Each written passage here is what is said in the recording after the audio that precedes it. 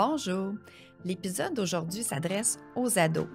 Si vous connaissez un ado ou si vous êtes un ado, cet épisode est pour vous.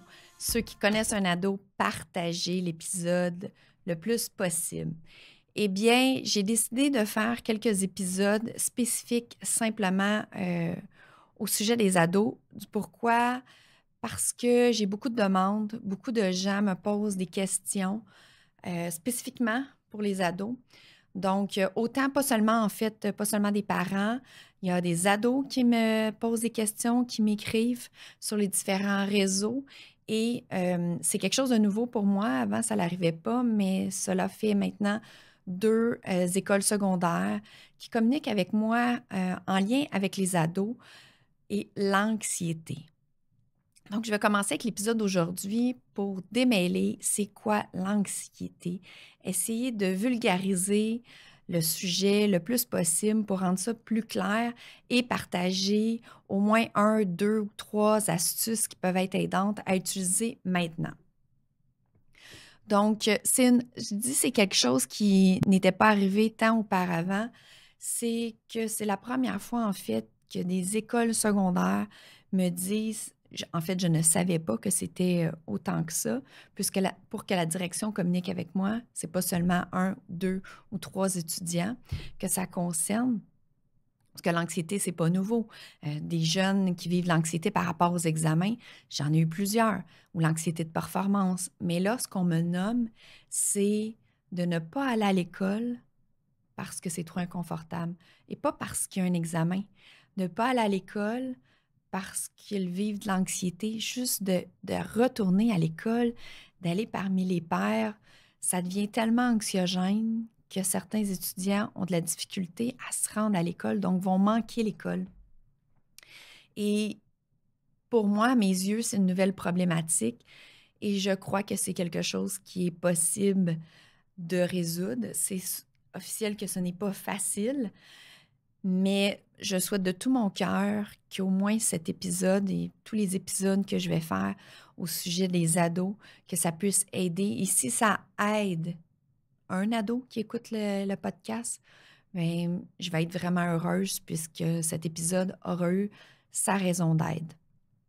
Donc, j'ai envie de débuter en démystifiant, en expliquant la base, la différence entre le stress et l'anxiété et qu'est-ce que c'est au juste, pourquoi qu'on est si inconfortable. Ce qui différencie tout d'abord, ce qui différencie entre le stress et l'anxiété, et en fait, c'est d'avoir un élément externe. Notre corps réagit d'une façon à une menace à notre vie. Si c'est un stress, il y a un élément externe. Si c'est de l'anxiété, il n'y a pas un élément concret externe présentement. Un examen concret, un examen, je me trompe dans ce que j'allais dire. Un exemple concret, c'est justement d'avoir un examen. Si tu as un examen ce vendredi, eh bien, c'est normal d'être stressé puisqu'il y a un examen qui s'en vient. Le stress va soit faire que, en fait, dépendamment des gens, il y a des gens que ça va faire, oups, ça va les encourager, les stimuler à étudier. Il y en a d'autres pour lesquels ça va les figer. Donc, le stress, c'est relié à un élément externe comme un examen. Ou ça peut être aussi d'avoir à nommer quelque chose à un ami. Puis c'est tellement inconfortable, c'est un stressant. J'ai quelque chose à dire à mon ami. Donc, il y a un élément externe. L'anxiété, il n'y a pas d'élément présentement. L'anxiété, ça serait, je vais donner un exemple concret puisque j'enseigne à l'université. Lorsque mes étudiants ont un examen, je vais garder mon exemple, l'examen vendredi, c'est un stress. Par contre, lorsque j'ai un étudiant qui vient me voir et qui me dit « Mélanie, là, je ne suis pas bien. Là, si je coule l'examen, je risque de couler ma session. Puis là, ça va avoir des impacts ensuite sur mon travail, sur mon retourner sur le marché du travail après les études, d'avoir terminé le diplôme, puisque là, je parle d'étudiants à l'université. Eh bien, lorsque l'étudiant mentionne tout ça, on est dans l'anxiété. Pourquoi? Elle est où la différence? C'est d'être préoccupé par rapport à l'examen, de se sentir inconfortable, de sentir un stress. Ça, c'est le stress par rapport à l'examen. Mais tout ce qui est anticipation, tout ce que l'étudiant me dit en lien avec avoir coulé l'examen, c'est de l'anxiété, puisque présentement, l'examen n'est pas encore passé. Donc, l'étudiant est en train d'anticiper qu'il va échouer. Donc, il anticipe, mais en plus, c'est des scénarios négatifs. Hein? L'étudiant ne vient pas me dire: hey, Mélanie, j'ai assez hâte dans l'examen, je suis certain que je vais avoir une bonne note. Donc, je ne sais pas si c'est clair pour vous entre ce qui est un stimuli et qui n'a pas de stimuli. Je vais vous donner un autre exemple plus général et ce qui a fait qu'on a survécu aujourd'hui. C'est Sonia Lupien qui utilise beaucoup cet exemple-là des mammouths. D'ailleurs, si vous voulez lire un bon livre sur le stress, l'anxiété, je vous suggère Sonia Lupien. Entre autres, son premier livre sur l'amour du stress que j'adore. C'est une chercheure qui a consacré, elle continue encore, elle consacre sa carrière, ses recherches sur l'anxiété. Et je l'adore, je la cite souvent, puisque c'est une chercheure, mais elle vulgarise très bien. C'est très facile à comprendre avec elle. Donc, si on revient à l'époque des mammouths, il y a fort, fort longtemps, eh bien, être stressé par rapport à un mammouth, c'est d'avoir le mammouth devant soi. Donc là, il y avait vraiment un stresseur. L'anxiété, c'était de se demander, il est où le mammouth? Est-ce qu'il y a un mammouth? Quelqu'un a dit qu'il y aurait peut-être un mammouth dans les environs. Donc, on ne le sait pas, il n'y en a peut-être pas, mais on anticipe et on est aux aguets. Et là, je vais vous expliquer en fait la réaction du corps. Je vous ai mentionné, c'est une menace à notre vie. On revient à l'époque des mammouths, comme explique si bien Sonia Lupien. À l'époque des mammouths, avoir un mammouth devant nous, là, bien, notre corps, il venait en réaction. Là, on avait le stress, l'anxiété, peu importe. Notre corps devenait en réaction à une menace à notre vie. Donc, d'arriver face à face, j'en perds mes mots, d'arriver face à face à un mammouth, eh bien, on avait deux choix. Soit de se battre, là, ceux qui me voient à l'écran sur YouTube, je suis là en train de donner des coups de poing dans le vide. Donc, cette réaction-là nous mène à soit se battre ou fuir. Donc, du mammouth. C'est pour ça que je vous dis que le stress, l'anxiété, c'est quelque chose qui nous a permis de survivre. C'est une réaction normale qu'on a besoin, puisque si on a une menace à notre vie, il faut être capable de réagir. C'est pas le temps de se poser des questions, puis oui, non, j'ai-tu l'énergie? Il faut aller assez rapide, passer à l'action. Donc, soit qu'on combat ou soit qu'on fuit.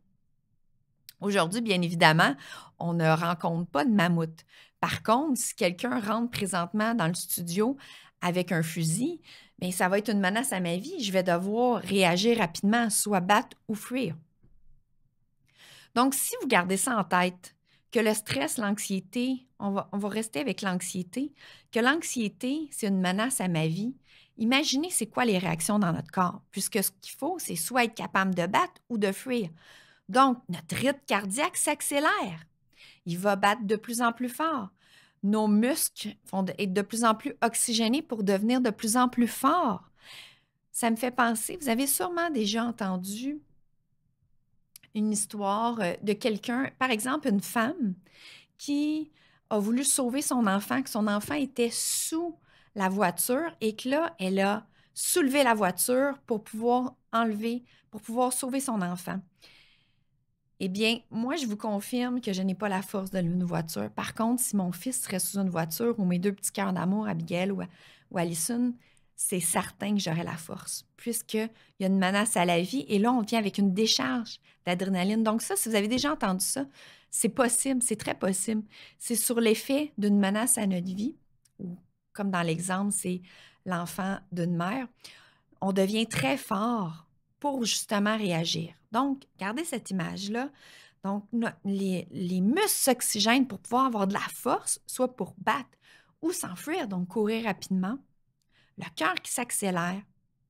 Le cœur, en s'accélérant, va pomper. Le cœur, c'est une pompe, va pomper plus rapidement le sang pour oxygéner nos muscles, pour être plus fort. On va respirer plus rapidement aussi. Nos pensées vont devenir focus. Hein? On va se mettre, on appelle ça les pensées en tunnel. Ça va être focus en tunnel parce qu'on va penser qu'à une seule chose. On va penser à ce qui est à la menace à notre vie. Si on recule dans le passé avec les mammouths, on va penser qu'à ça. Il y a où le mammouth pour le voir, pour ne pas le manquer. Donc, ça vient envahissant dans nos pensées puisque là, notre vie est menacée. On doit réagir rapidement. C'est pas le temps de manger à ce moment-là. Donc, c'est pour ça qu'on va se sentir aussi l'estomac. Il y en a qui vont me dire, c'est comme noué, j'ai mal à l'estomac, j'ai pas faim. Donc, je crois que vous avez compris le principe de ce que je veux vous expliquer lorsqu'il y a une menace à notre vie. Donc, notre corps vient vraiment dans cette réaction. Et il y a des décharges d'hormones aussi, dont l'adrénaline, qui va nous donner la force, l'énergie pour pouvoir être fort, courir ou se battre. Vous voyez un peu l'image que j'essaie de vous expliquer. Donc, ça, c'est une réaction à une menace à notre vie et on a besoin de ça. Le corps réagit de cette façon-là. C'est ce qui nous a sauvés dans le passé. Aujourd'hui, on n'en a pas toujours besoin. Ce que je veux dire, quand je mentionne on n'en a pas toujours besoin, c'est que lorsqu'on est en réaction de stress ou d'anxiété, il n'y a pas nécessairement une menace à notre vie. Par exemple, l'examen de vendredi, on ne va pas en mourir. Ou si on veut aller nommer quelque chose à un ami qu'on n'a pas aimé, on ne va pas en mourir non plus. Cependant, notre corps réagit de la même façon puisque lui a capté une menace à notre vie.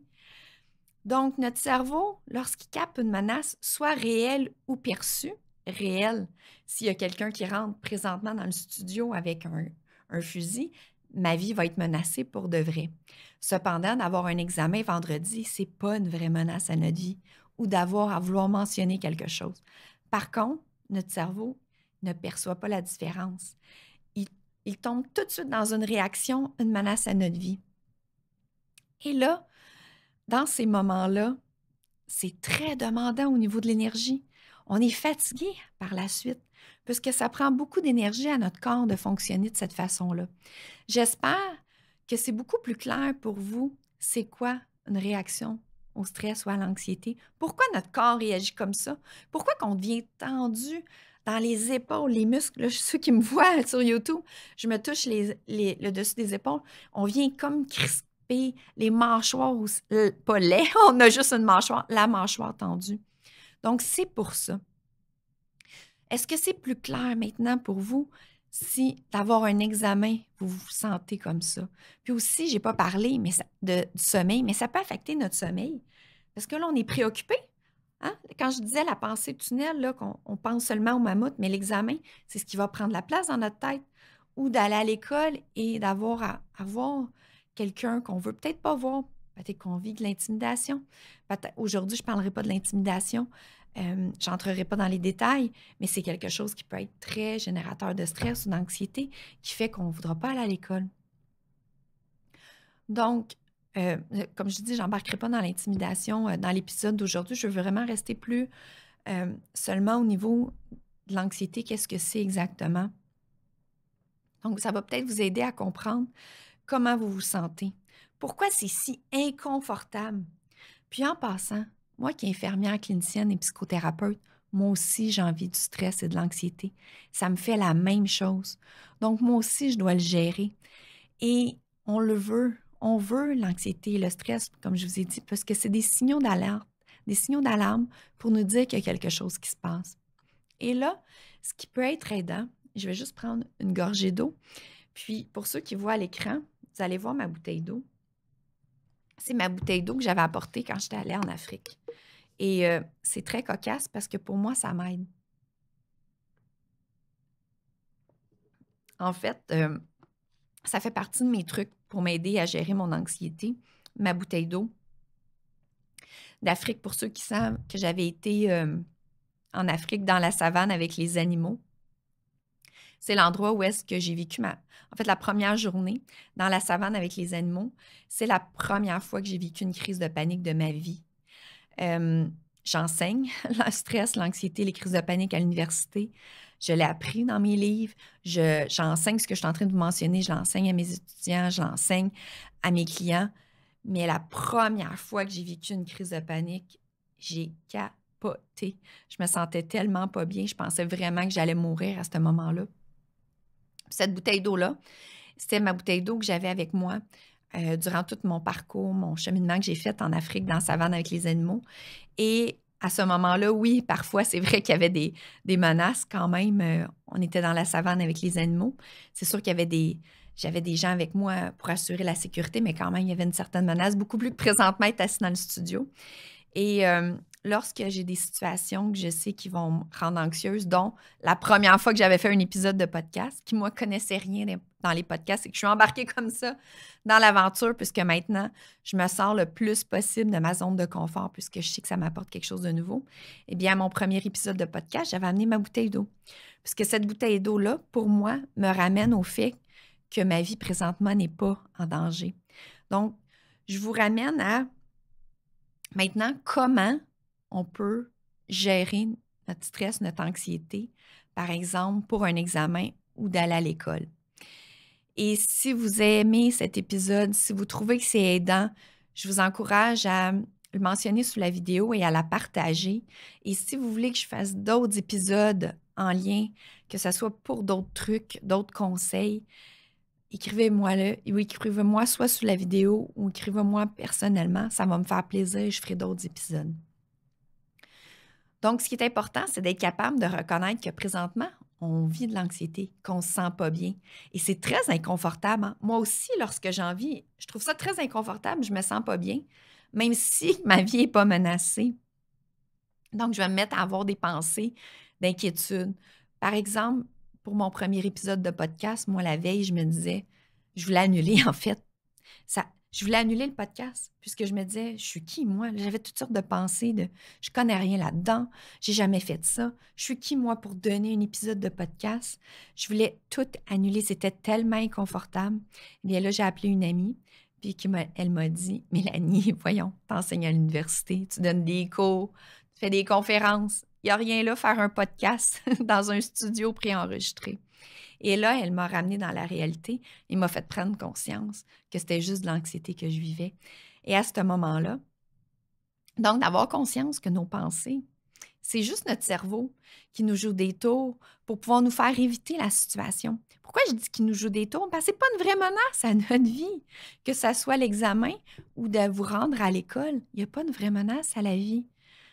Et moi, de venir enregistrer un podcast, non plus. Donc, un coup qu'on a pris conscience, présentement, il n'y a pas une vraie menace à ma vie, je ne vais pas mourir, qu'est-ce que je fais? Moi, dans ces moments-là, je réalise que c'est mon cerveau qui me joue des tours. Pourquoi je joue des tours? Je vous dis ça.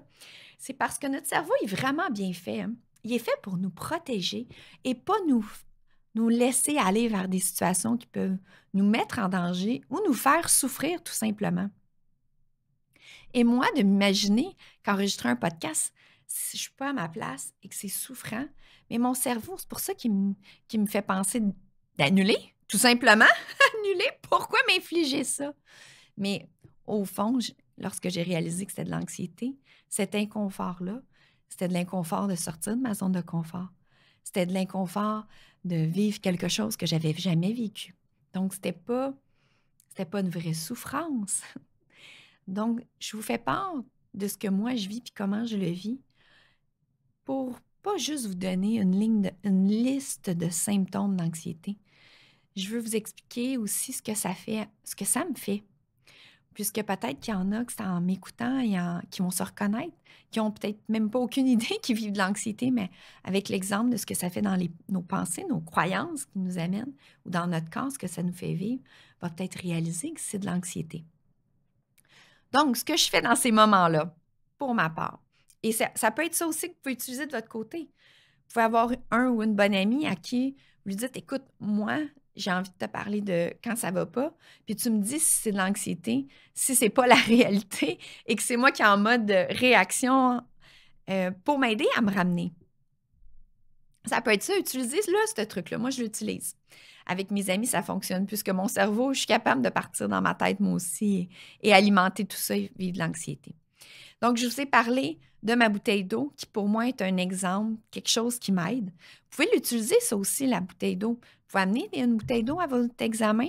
Pas obligé d'avoir une comme la mienne. La mienne, c'est parce qu'elle me rappelle à l'Afrique. Puis, elle m'aide très rapidement à me dire, à me ramener dans le moment présent, puis que ma vie n'est pas menacée. Vous pouvez mettre sur votre bouteille d'eau soit une image de quelque chose qui vous détend. Ça peut être une image de vous en voyage, ça peut être une image de votre chum, votre blonde, votre meilleur ami, de votre animal préféré ou votre chien, votre chat que vous aimez. Moi, j'aurais pu mettre Bella. Ou ça peut être une phrase aussi, une citation qui vous aide. J'ai une autre bouteille d'eau, ce qui est écrit dessus, c'est Carpe diem. C'est une citation qui, pour moi, m'aide beaucoup. Ou sinon, vous pouvez aussi... Oh, j'ai ma phrase qui est présentement sur mon chandail. Je vais me tourner, je ne sais pas trop ce que ça va donner à l'écran. Je ne sais pas si vous allez bien voir. Si je me tourne comme ça, sur mes hoodies. Donc, là, j'ai arrêté de parler puisque je ne sais pas si vous entendiez, puisque je n'étais pas devant le micro. Sur mes hoodies, c'est écrit « Lâche-toi tranquille et lâche-toi pas ». Pour moi, c'est une citation qui est très significative et qui est aidante. J'aurais pu mettre ça sur ma bouteille. En fait, ça me fait penser, je pense, je vais en mettre une sur une autre de mes bouteilles. Donc, ça, c'est un truc. Une autre chose qui aide, évidemment, faire du sport, de l'activité physique, sortir dehors, jouer avec votre animal de compagnie. Je vais vous donner un truc aussi, le truc ultime que je donne à mes étudiants à l'université lorsqu'ils ont un examen ou surtout lors d'une présentation orale. Si vous me dites que ça ne marche pas, c'est parce que vous ne le faites pas de la bonne façon. C'est de respirer. Et là, ce qu'il y a de merveilleux de la respiration, c'est que ma bouteille d'eau, moi, je ne l'ai pas toujours avec moi. Mon hoodie non plus, je ne l'ai pas toujours, mon hoodie. Là, je regardais sur ma manche puisque j'ai aussi, je ne sais pas si vous le voyez à l'écran, sur mon hoodie, mon petit cœur que je dessine partout. Je l'ai mis aussi sur mes crayons. Vous voyez? Je ne sais pas si vous le voyez bien à l'écran. Mais pour moi, mon petit cœur, ça a une signification. C'est un cœur que je dessine toujours. C'est un rappel à soi pour ne pas s'oublier. Donc, c'est pour ça que je le mets partout. Donc, ça aide. Sauf que je n'ai pas toujours mon hoodie avec moi. Et lorsque j'ai des meetings ou des grandes conférences, je n'ai pas toujours mon hoodie. Quoique je devrais peut-être le mettre davantage, ni ma bouteille d'eau. Et un truc que vous pouvez utiliser partout, c'est la respiration. On a toujours accès à notre respiration. C'est gratuit et c'est disponible partout. Et lorsque j'étais en Afrique, c'est la respiration qui m'a aidée lorsque j'ai fait ma crise de panique. Je ne pouvais pas appeler quelqu'un ou aller faire du sport. J'étais là dans la savane avec les animaux. Donc, la respiration, c'est le truc le plus efficace. Si vous ne le faites pas comme il faut, par contre, ça va être le contraire. Vous allez être plus anxieux parce qu'au lieu d'apaiser votre respiration, vous allez l'accélérer. Donc, je vais vous expliquer et on va le faire ensemble maintenant. Et je vous le dis, avant de me dire « ça ne fonctionne pas », faites-le, essayez-le. Donc, ce qu'on fait habituellement lorsqu'on est anxieux, on va se mettre, ceux qui ne voient pas à l'écran, là, ceux qui ne regardent pas la vidéo sur YouTube, puis que c'est seulement audio, je vais vous expliquer les gestes que je fais. Donc, présentement, j'ai ma main sur ma poitrine. Et lorsqu'on est anxieux, on respire plus rapidement. Vous allez voir, on va parler plus rapidement. Nos pensées sont accélérées. Tout est plus rapidement et on respire vraiment par le haut de la poitrine. Parce qu'oubliez pas, on est en réaction de menace à notre vie. Donc, c'est normal que notre corps va agir comme ça. Là, je vais juste prendre une gorgée d'eau parce que j'ai l'impression que je me génère moi-même de l'anxiété en me mettant à respirer plus vite depuis tantôt.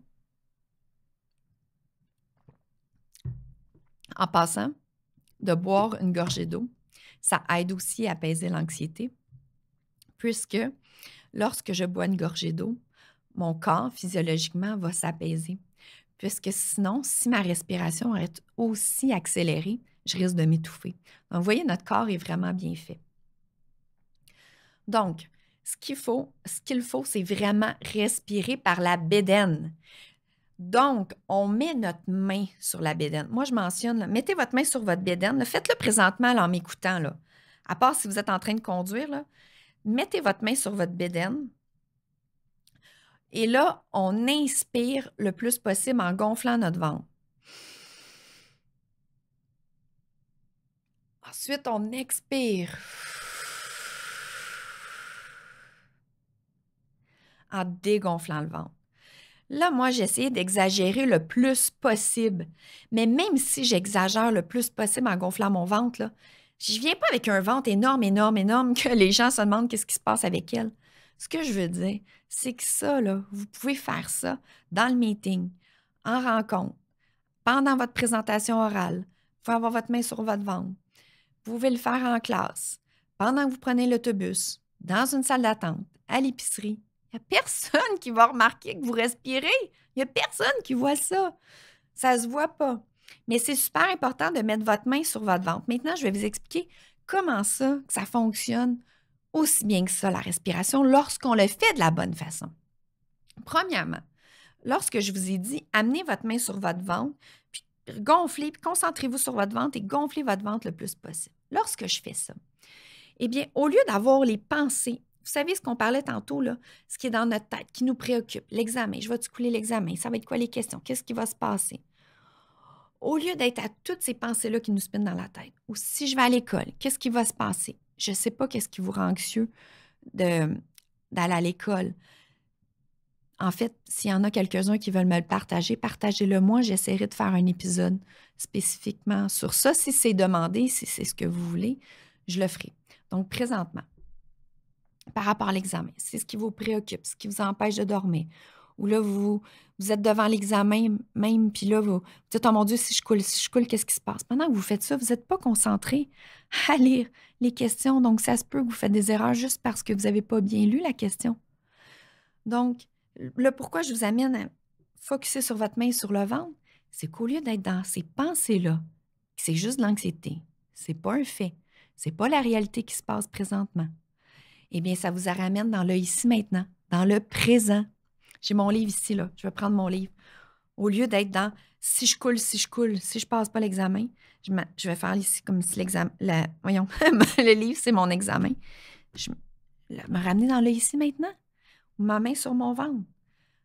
Donc, en faisant ça, déjà, mes pensées, j'amène mon attention ici, sur l'examen, pas sur des pensées qui m'amènent de si je coule puis qui me fait sentir de moins en moins bien.